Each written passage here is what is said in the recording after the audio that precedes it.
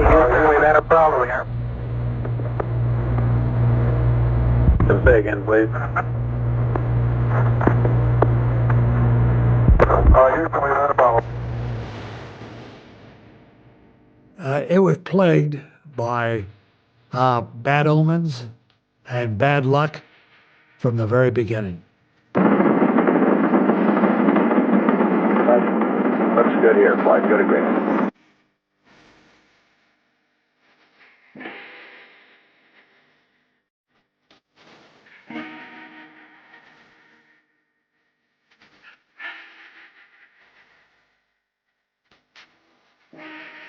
Years before the flight, when the spacecraft was being built, a damaged liquid oxygen tank was installed in the spacecraft. The tank had been dropped on the factory floor.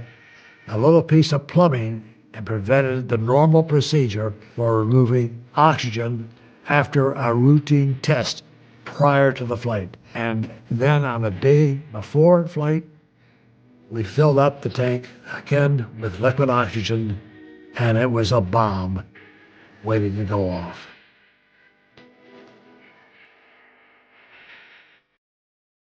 This is the crew of Apollo 13. Wish everybody there a nice evening, and it's probably to close out our inspection of Aquarius and get back for a pleasant evening at Odyssey.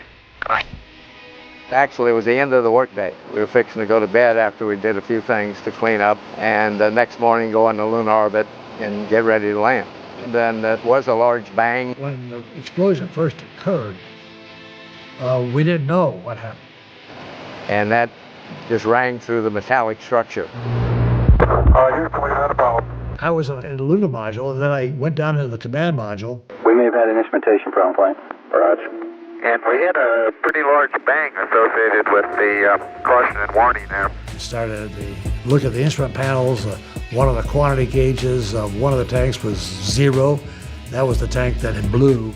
I then looked out the window and saw escaping at a high rate of speed a gaseous oxygen, because the explosion occurred on the damaged tank, but that also ruptured the second tank, just blew the entire side of the spacecraft off.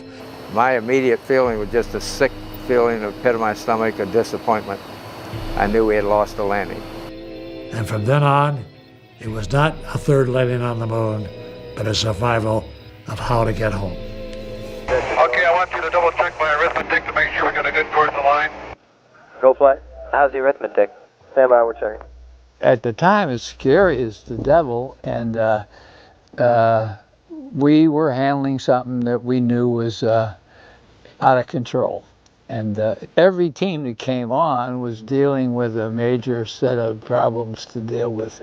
They just jumped to the task, and they knew what they had to do.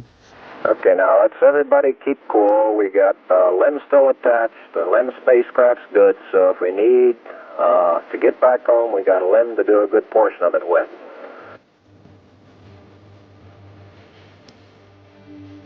One of the biggest things we had to do in the dying moments of the electrical system in the command module was to transfer the guidance system and transfer the angle numbers from the command module to the lunar module. And we only had about 15 minutes to do that. About 20 minutes after the explosion, it was obvious that we weren't coming to a landing in the moon. We were going to go around it. Glenn had already been down in the trench with the trajectory guys and came up with 5 trajectory return to Earth options. So we would have missed the Earth had we done nothing. So the first thing was to get us in the right direction to go around the moon. And that was the first maneuver we made. We used the landing engine, the engine we normally would land it on the moon.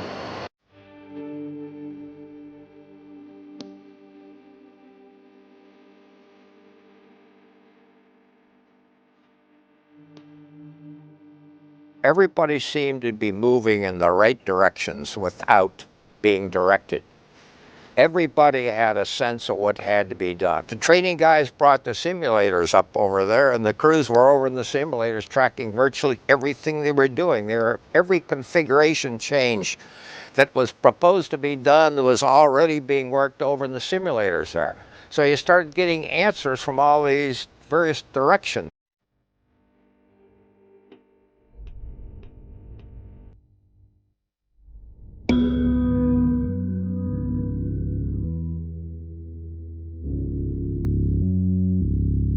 The command module was very wet. There was water everywhere. In the LEM, there's no inner walls, so you could see water on all the connectors, wire bundles, plumbing, every turn, a glob of water. And the command module, we actually had to get towels out to wipe off the instrument panel to see the instruments. We copied that report from Jim Lovell of service module separation at 138 hours. And there's one whole side of that spacecraft missing. Is that right? Okay, copy that. Farewell, Aquarius, and we thank you. So it was a question of getting this entire world geared and oriented to one single job: get the crew home. Teamwork was necessary. Good leadership, initiative to think outside of the box when things go wrong, how do we repair them? Those are the three things that were absolutely necessary. I was most proud of being in this team that knew what they had to do. And there was no doubt about it. The team completely faced up to what had to be done. In this case, it was a survival challenge that we were faced with.